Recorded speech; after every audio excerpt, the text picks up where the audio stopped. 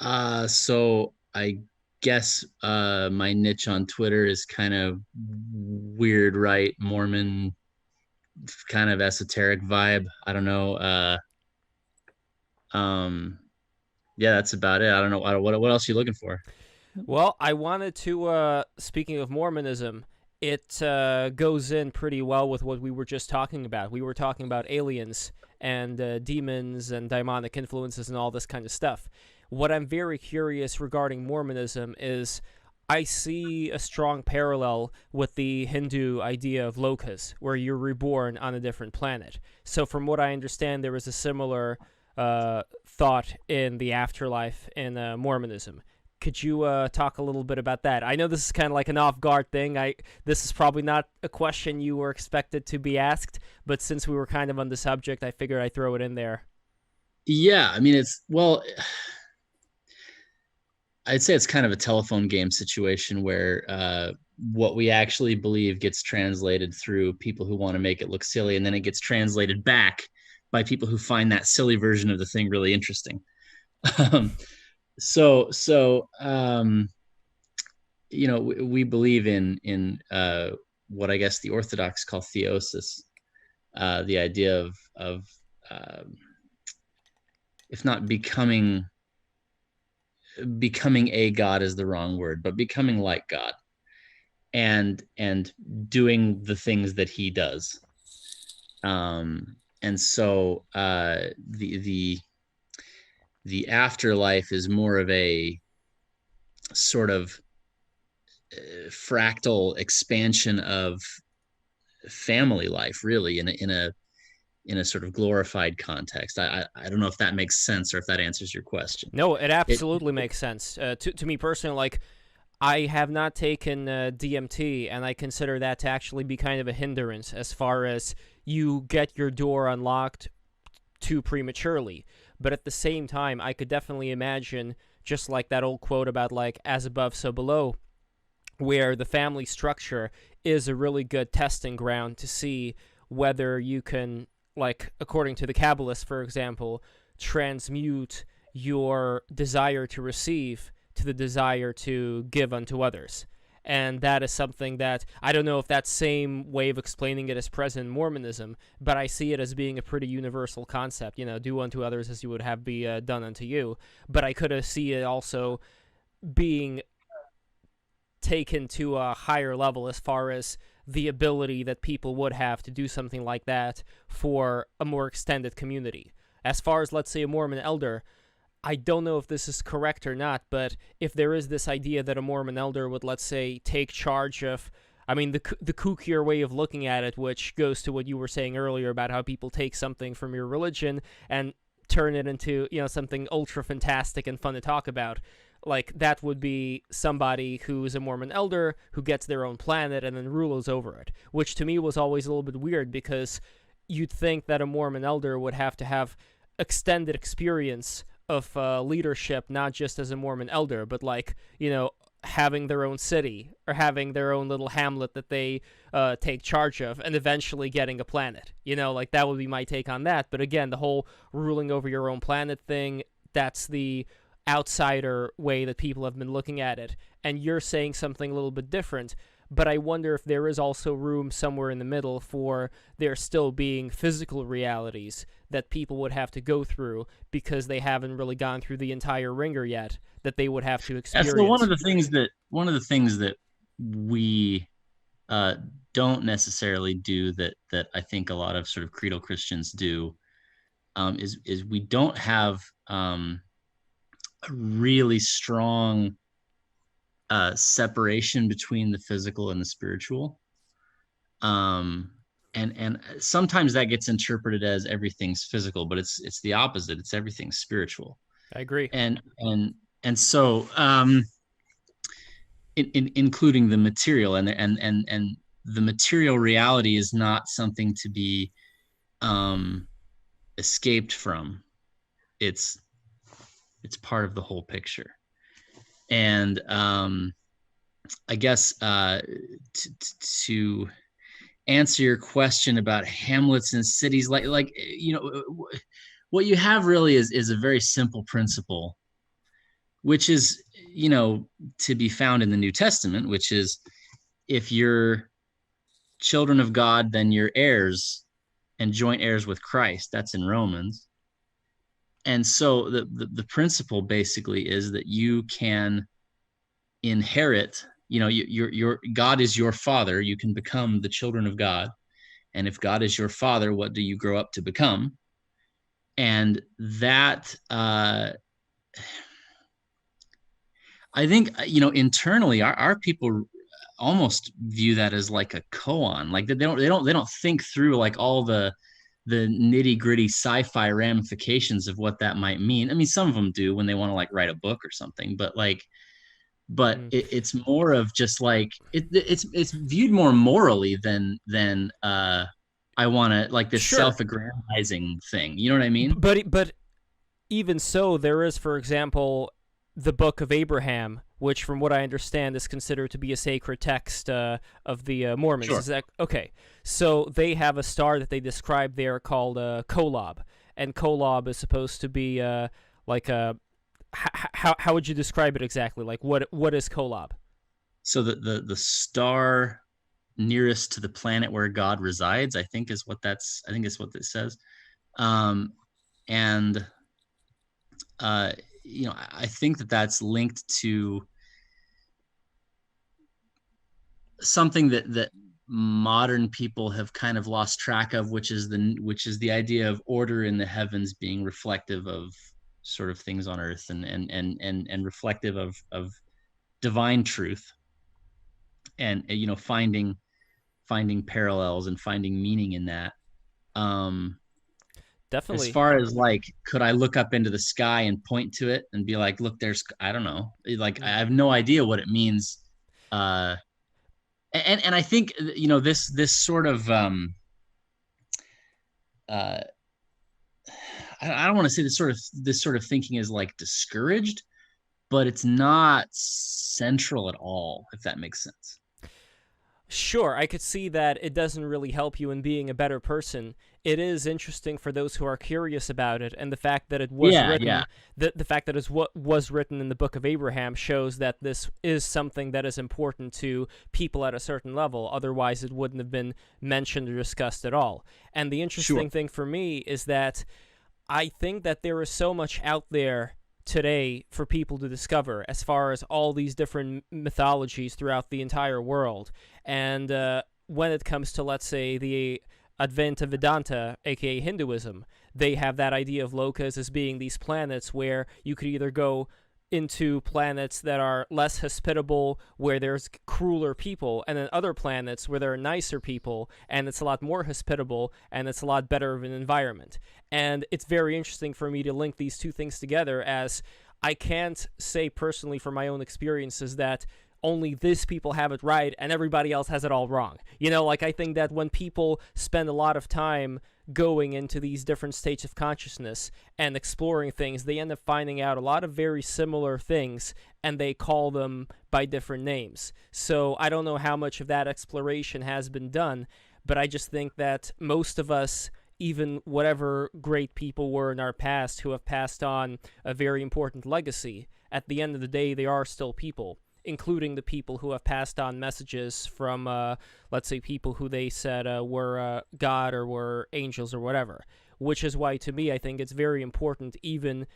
And I think that the fun thing about this for me is that it takes absolutely nothing away from the work that you are doing, let's say, in being a better person, being a better Mormon, and being a better family man. Like, all of that still stays, regardless of any of the exploration that you end up doing to see if somebody else from like thousands of years ago has been talking about the exact same thing as far as certain, places in the stars where certain experiences could be had.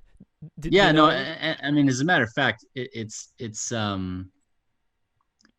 mean, that is a principle that I would consider to be central, which is you gather. So in our doctrine, there's not this advance toward uh like Christianity, and then like nobody before knew about it. So like in our doctrine, Adam was a Christian. Noah was a Christian. Enoch was a Christian. And so the idea that there are sort of encrypted truths latent in all these traditions fits very naturally into that system.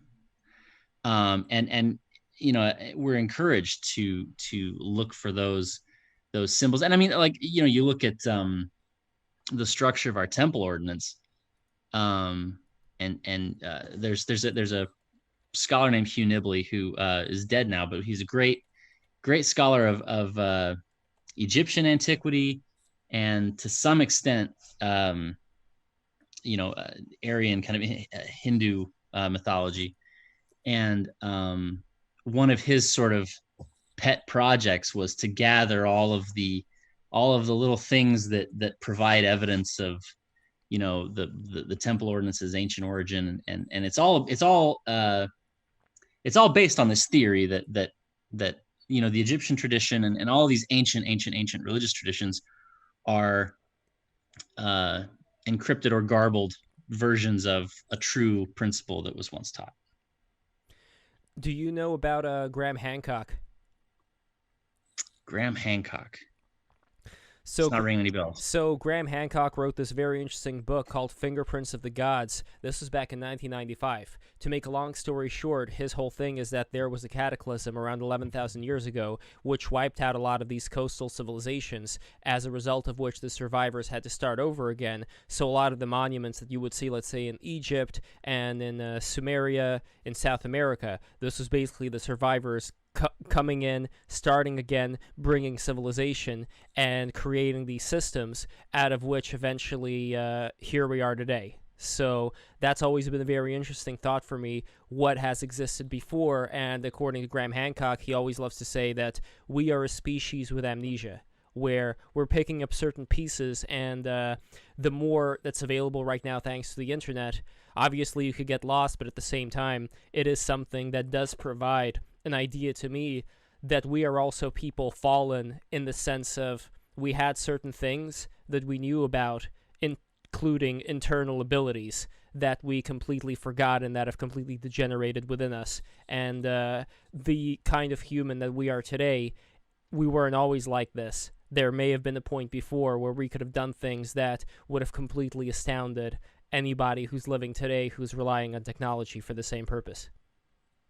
Technology, I mean, by like ones Don't and we zeros. always astound each other? I mean, I'm always astounded by what people are capable of, and it's not supernatural at all. I just look at the Olympics, or just like look at Cirque du Sure, but Soleil. that's a different Like, subject. If you look at people and just But that's a different subject. radically Absolutely. different industries or with different specialties. Yeah. Like, people can get really, really good at really special things. Absolutely. But I'm curious what I'm just curious what the thoughts are on that particular Graham Hancock idea, and for the rest of the panel, I'd be very interested. He Hotep believed in Sophia. psychics. He believed in. So, what kind of psychics did he believe in? Like the kind of like the Shining psychics, where you could kind of like communicate, like through feelings, like telepathically, because they're not. How are they communicating? It's not with words, right? Or what did Rupert Sheldrake say? Like, people on a hunt would know if it went well or not before they reported on the result, because of an emotional tethering that people shared. Like, as I've proposed, they were Wait. Criminally entangled. retarded says that's not what The Shining is. So criminally retarded, you could write down what it I is. know The Shining is definitely something else. Yeah. But I'm also interested in hearing the two Sophias, what they think about this, let's say, relatively more fallen state that we are, just in terms of certain abilities that we may have lost over time. So Hotep Sophia. Dolphin abilities. That's kind of like. Sorry. I think that that's part of the reason why I sort of went into looking into anthroposophy and stuff like that, because there's just a huge disconnect between if you have some sort of higher abilities, there's no explaining that in Christianity. There's no explanation for it, and you can get stuck trying to figure out how to understand it, or how to just even how to justify it, because in the traditional Christian, standard of things, there's just, if any extra sensational ability is kind of, you know, it's ignored, or it's attributed to something that makes no sense. And I'm sort of following these people on, one of the people I follow on Twitter talks about, how religion is really just a fear mechanism. It's not necessarily designed to help you grow to the next level, because you have to be fearful of a fearful God. Whereas if you look at anthroposophy, which is based off the wisdom that's available to all through the goddess and the goddess trinity, then it's a much different experience than, having a God that you're just afraid of. I think you need both sides, because you have you have to fall somewhere in the middle. You can't live your life with no fear of anything, but to give that to people as the only way of living is, you're limiting yourself by not even the possibility of having a more open, a more a feeling experience. There has to be, to me, for a person to be whole, you need to be able to experience both sides. And I call myself a Christian esoteric sophist. That way I get to cover all parts of it. I can take this part from here, that part I like, this part is good, and put it all together so that I can have a whole life experience, as opposed to, I think a lot of people, especially Black people, are stuck on either, I should talk with my mom about this all the time. It's like Black Christians are just, there's no hope. I mean, it's only fire and brimstone, which is a classic Christian problem. Just in general, like it's all, misery and torture, and there's no magic and beauty. And so that's where the sophistry comes in. You need the magic and the beauty in order to have a good experience with life. And you see people who have, even in this quarantine experience, people who have a magic about them, they're not suffering. But the people who only have the fire and brimstone think there's a lot of suffering in those, in those people. And I feel for them. I do, but I'm like, Listen, I'm not putting no You think mask some of on. that's I from disavow. fear? Do you That's think, I totally feel like the heretical. media Totally manufactures so heretical. much fear. That's disgusting. No, but I think no, I get what you're saying. First time I had heard that, it would be more. I get what you're saying, Sophia. I think that it's very similar to Jung's more controversial book, Answers to Job, and he concluded the same about having an integral God that incorporates both positive and negative elements. But I think that what you're describing, I think, is sort of a byproduct of very Americanized Protestantism.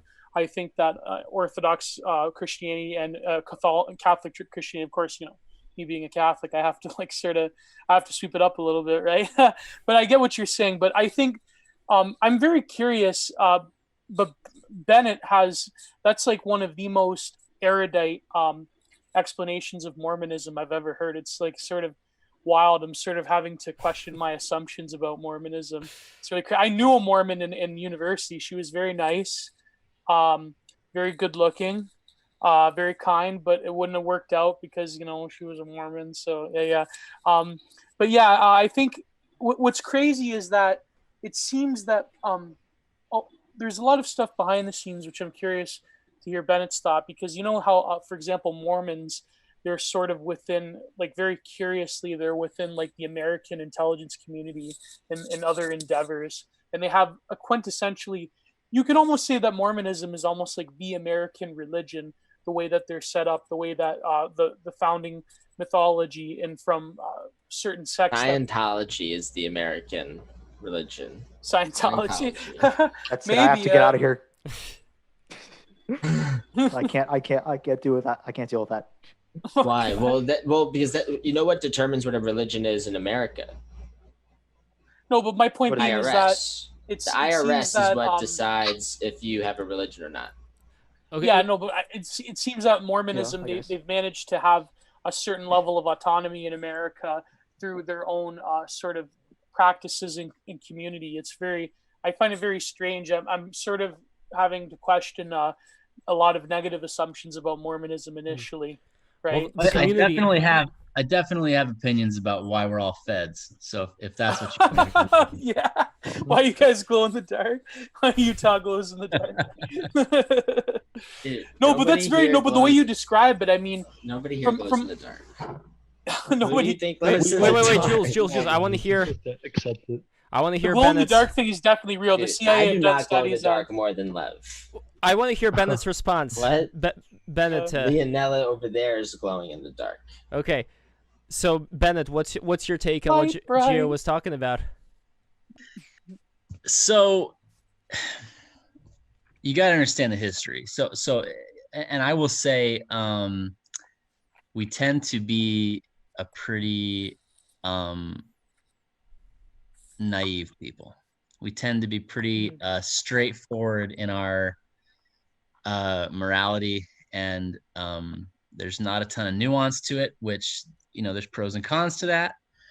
And essentially, I don't know if you guys are familiar with The Naked Communist. Yes, that was Skousen, right? Or Joel Skousen's brother, I believe, wrote it. Yeah. Yeah. So member of the church, and him and Ezra Taft Benson, who was a prophet and president of the church, in the 70s and 80s or 80s. Yeah. Are kind of emblematic of how our people got kind of drilled into the IC. And essentially it was, we have a religious opposition to communism. And I think a lot of Christians do. Well, us Catholics certainly do, yes. Sure. Despite what the left casts have to say, as it says in the Bible, beware of false prophets, for they come to you as ravenous wolves behind. But anyways, oh, by the way, Adrian Vermeule, he's recently discovered that he's taken a job within this government position. So what is it? Sorry, Bennett. Sorry, I just have to go off on the left cast. Yeah, no, I saw that. That was pretty wild. Yeah. I always thought of him as kind of an internet crank, so it's interesting to see. Yeah. But no, so you got to understand that the intelligence community at those times, that was a battleground. That was not settled territory for those forces. And a lot of the initial kind of wave of members of the church into that community was straightforward anti-communism and patriotism. We wanted to beat the Reds and we wanted to save America. And it's a very common, and you're seeing it again today, with a lot of our sort of, we call them Mormies, so our sort of conformist, normal kind of members of the church, is that the left, or the satanic, psychic, pedophile, vampire cabal, whatever you want to call it, Pedophile demon goblins. Yeah. right? They kill the institution that commands loyalty, and then they core it out and they wear its skin.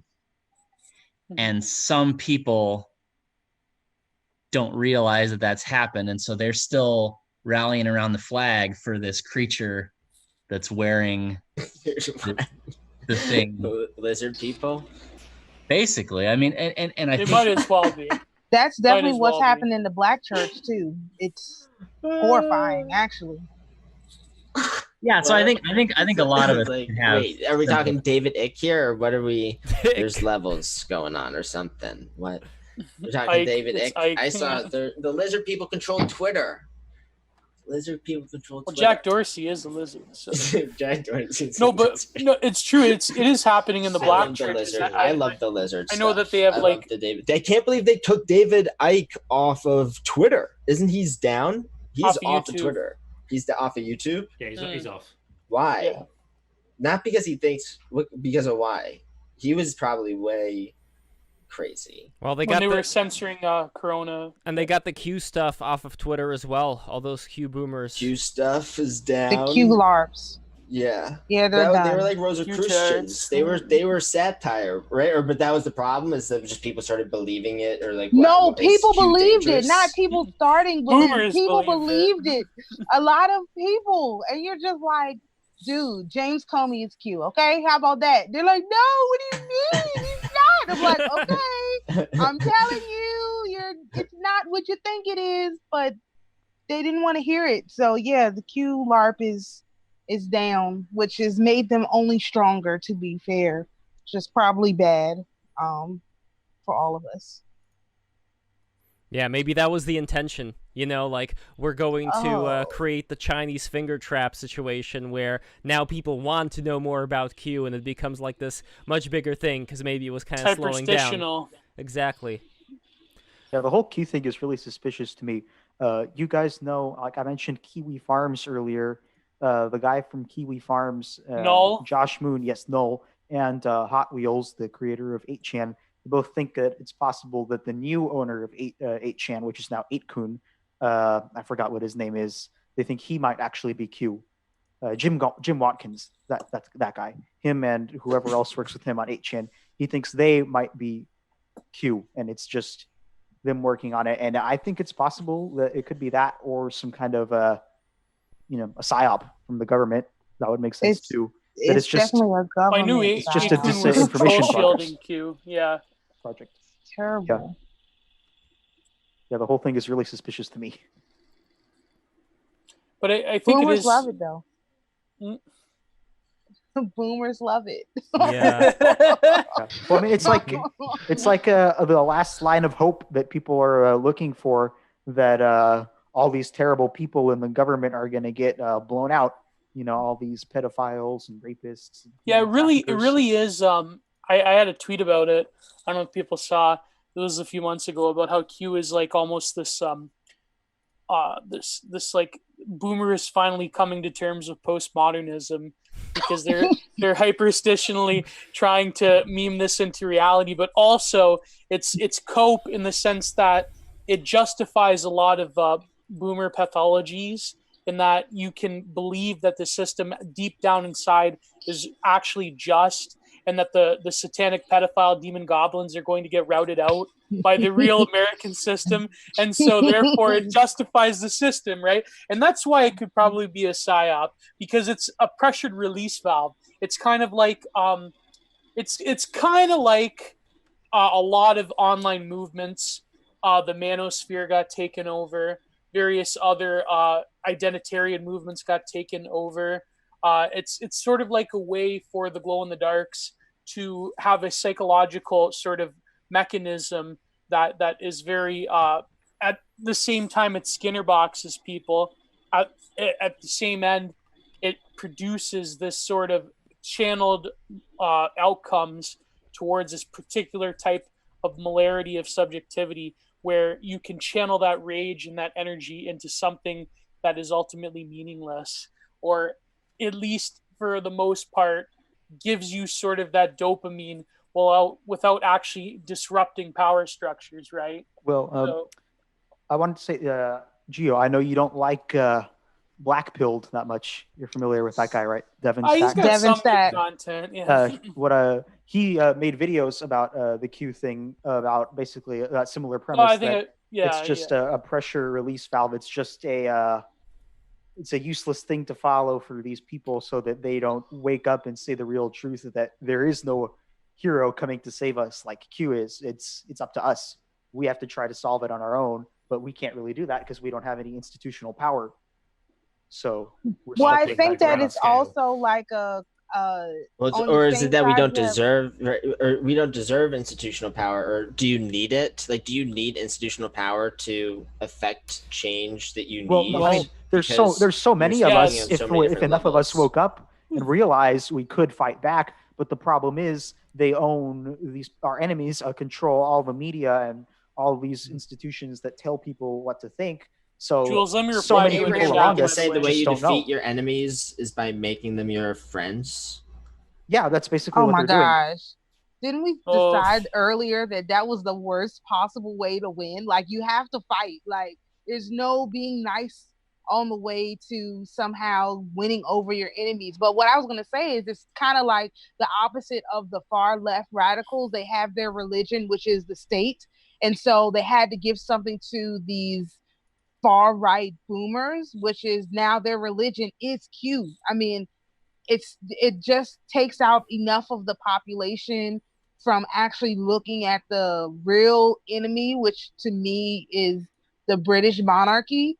That you're not looking at that. You're just looking at, whatever little tidbits they're throwing out. The Yeah, Q thing is like it really is like a cult. Like they treat Q like he's some kind of trust God the plan. who can do anything. Yeah, trust Sessions. And what I hate about Trust that phrase Ray. is that they want you to think, they want you to lose your initiative, your motivation. Just let it, whatever happens, because don't worry, there's somebody behind the scene who's making sure that it's all going to be all right in the end. But that's not true. That's not true unless you're talking about, I don't know, some metaphysical force like God's plan. That's something that would I could say, yeah, trust God's plan, but not the plan of some guy who doesn't even exist in the government.